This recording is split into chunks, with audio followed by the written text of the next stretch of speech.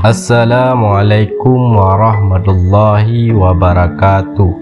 Hai sobat beriman, dimanapun Anda berada, saya doakan semoga selalu dalam lindungan Allah Subhanahu wa Ta'ala dan dimudahkan rezekinya. Amin ya rabbal alamin. Suatu hari Abu Nawas sangat kebingungan, bahkan ia hampir putus asa.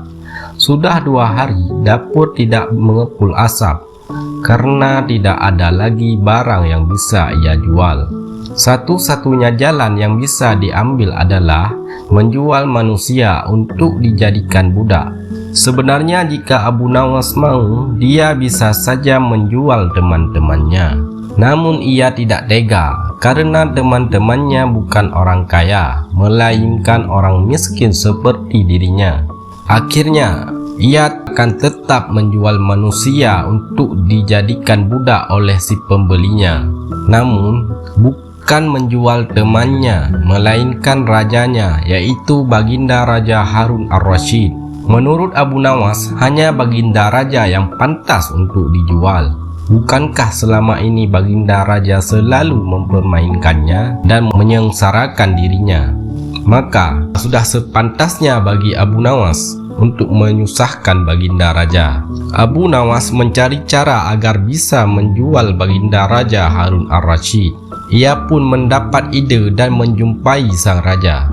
Wahai Paduka, ada sesuatu yang amat menarik yang akan hamba sampaikan hanya kepada Paduka yang mulia.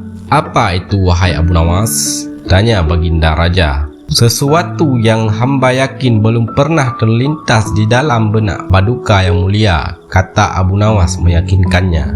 Kalau begitu cepatlah ajak aku ke sana untuk menyaksikannya, kata Baginda Raja tanpa rasa curiga sedikit pun. Tetapi Baginda, kata Abu Nawas sengaja tidak melanjutkan kalimatnya. Tetapi apa? Tanya Baginda Raja tidak sabar. Bila Baginda tidak menyamar sebagai rakyat biasa, maka pasti nanti orang-orang akan banyak yang ikut menyaksikan benda ajaib itu, kata Abu Nawas. Karena memiliki keinginan besar dan rasa penasaran yang begitu besar, Baginda Raja bersedia menyamar menjadi rakyat biasa. Melihat penyamaran sang raja berhasil, Abu Nawas dan Baginda Raja berangkat menuju ke sebuah hutan. Setibanya di sana, Abu Nawas mengajak Baginda Raja mendekati sebuah pohon besar dan rindang.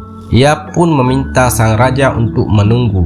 Sementara itu, ia pergi menjumpai seorang badui yang pekerjaannya menjual budak. Abu Nawas mengajak pedagang budak itu untuk melihat calon budaknya yang akan dijual kepadanya dari jarak yang agak jauh, karena Abu Nawas enggan menjumpai sang raja yang merasa tidak tega. Sementara itu, Abu Nawas beralasan calon budak yang akan dijualnya adalah teman dekat sendiri. Setelah pedagang budak itu memperhatikan dari kejauhan, ia merasa cocok. Abu Nawas pun membuatkan surat kuasa yang menyatakan bahwa pedagang budak sekarang mempunyai hak penuh atas diri orang yang sedang duduk di bawah pohon rindang itu. Abu Nawas pergi begitu menerima beberapa keping uang emas dari pedagang budak. Baginda Raja Harun Ar-Rasyid masih menunggu Abu Nawas di bawah pohon rindang tersebut sampai tibalah pedagang budak menghampiri dirinya. Baginda Raja merasa heran. Mengapa Abu Nawas tidak muncul dan mengapa ada orang lain selain dirinya dan Abu Nawas? Siapa engkau? Tanya Baginda Raja kepada pedagang budak. Aku adalah tuanmu sekarang, kata pedagang budak itu agak kasar.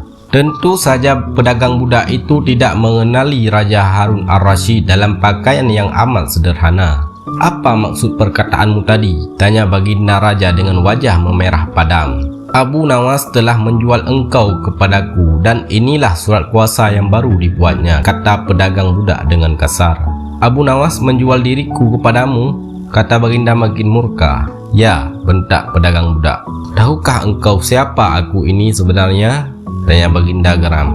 Tidak, dan itu tidak perlu, kata pedagang budak seenaknya.